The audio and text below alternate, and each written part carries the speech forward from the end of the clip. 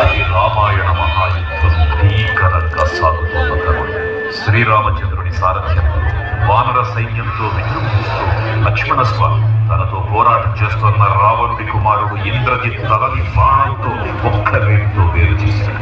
ఇంద్రజిత్ రావణుడు ఆవేశంతో ప్రతీకారం కోసం పాతాళ లోకాధిపతి తన సోదరుడు అయినటువంటి మహిరావణుడి సహకారం కోరాడు.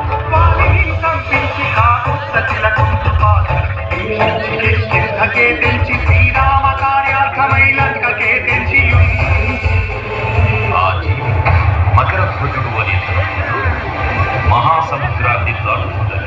నీటిలో పడ్డ వేదవిధుడు ఒక ముసలి గ్రహించడం వల్ల జన్మించాడని తెలుసుకొని ఆశ్చర్యపోతారు. బ్రహ్మాండమైనట్టి ఆ శక్తి